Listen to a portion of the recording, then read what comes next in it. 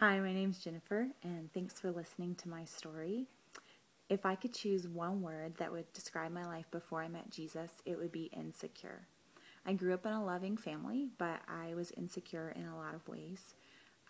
We went to church pretty often, and I knew about God. I knew that He came to earth as the man Jesus Christ to die and pay the penalty for people's sins. And more or less, I knew what it looked like to live the Christian life, but I didn't know what that meant for my life. And I didn't understand that I could have a personal relationship with Jesus. And because I didn't understand, I felt really insecure and really ashamed because I thought everyone else that went to my church was a Christian and that I was the only one and left out. And so I would pretend that I did know Jesus. And even when someone asked me if I was a Christian, I would lie to them, fully knowing that I wasn't, but just being too afraid to admit where I was really at. And I was also insecure and being afraid to let people see me for who I really was because I thought that they wouldn't like me. And so when I was with my family or someone I was comfortable with, I was free and fun-loving. And when I was with other people, I was really shy and timid and quiet. I was also really insecure in that I needed people to think that I was better than I really was. For example, when I was jealous or didn't like someone, I would deliberately or just cause trouble with the sole purpose of trying to blame it on them and make them feel foolish. And so that was who I really was.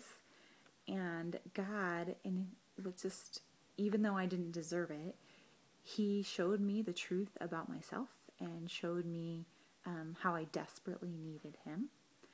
And the truth was that I was in rebellion against God. I was pretending to have it figured out, but I was a fake. And I was in rebellion against God, and that I was looking to people to be my God and to tell me if I was good enough. But the truth is that I'm not good enough, and it's not because of how I measure up to other people or what they think of me, but because of how I measure up to God Himself. He is totally different from me. He is perfectly loving and perfectly just and always truthful. And so I don't measure up to Him. I fail at every point.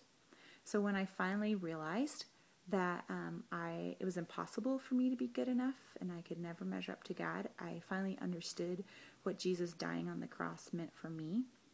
It meant that He took the punishment for my evil heart, and He took the punishment for me trying to kick God off of the throne and put people there.